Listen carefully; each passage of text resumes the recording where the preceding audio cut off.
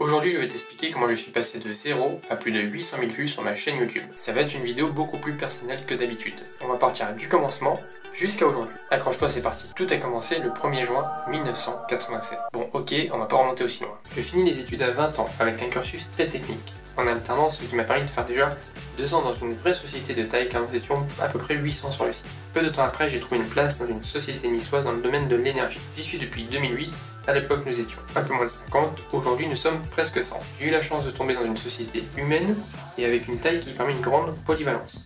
Même si je suis entré au support client, j'ai vite eu de nouvelles responsabilités. Durant toutes ces années, j'ai pu me former et acquérir des compétences en pédagogie, productivité, management, gestion des conflits, prise de parole en public, gestion des projets, recharge de panneaux électricité électronique, hydraulique, aérolique, énergie renouvelable, automatisme et bien sûr tout ce qui touche au numérique. Avec du routage, du Wi-Fi, de l'Ethernet, VPN, les réseaux type radio, la DSL, 3-4G, la cybersécurité et tout ce qui touche aussi au montage vidéo. Cette polyvalence et ma grande pédagogie m'ont même permis de pouvoir effectuer des cours dans des écoles comme par exemple Epitech ou Polytech. Lorsque je tourne cette vidéo, je suis marié et j'ai 2 enfants de 8 et 2 ans et demi.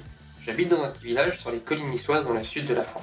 J'ai décidé de créer cette chaîne YouTube durant le Covid. Et en effet, ça faisait plusieurs années que j'aidais ma famille et mes voisins dans le domaine du numérique et de l'informatique.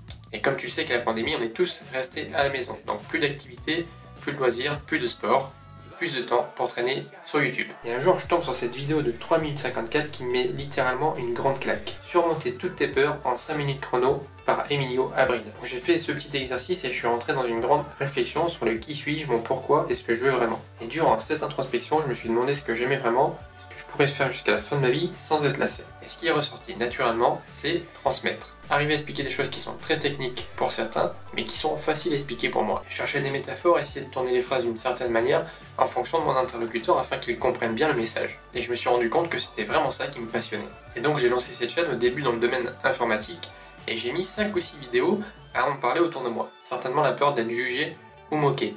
Et quelle surprise quand j'ai commencé à en parler, je n'ai eu que des retours positifs. Des gens qui m'ont encouragé à continuer et d'autres qui m'ont remercié pour expliquer des choses pas forcément expliquées ailleurs. Bien sûr, par la suite, il y a eu quelques haters, mais rien à voir avec ce que je m'attendais. Donc ma chaîne grossit et je me rends compte d'un second gros problème. Les gens autour de moi sont en permanence sous l'eau, que ce soit dans la vie pro ou perso. Donc effectivement, certains ont beaucoup de travail, mais c'est surtout une méconnaissance de la gestion du temps et de la recherche de la productivité. Donc je me rends compte qu'énormément de collègues sont comme ça, et qu'il y a d'autres personnes autour de moi, donc il y a vraiment quelque chose à faire. Fort de mon expérience dans le numérique, je me mets à tester tous les outils, logiciels, applications qui existent sur le sujet.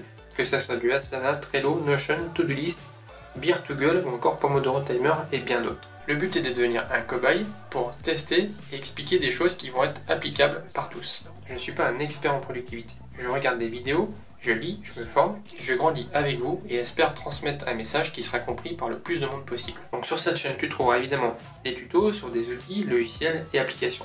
Des vidéos sur des notions plus profondes comme l'ikigai, cet outil japonais qui permet de trouver son pourquoi. Des interviews d'entrepreneurs inspirantes et travailleurs dans ce domaine.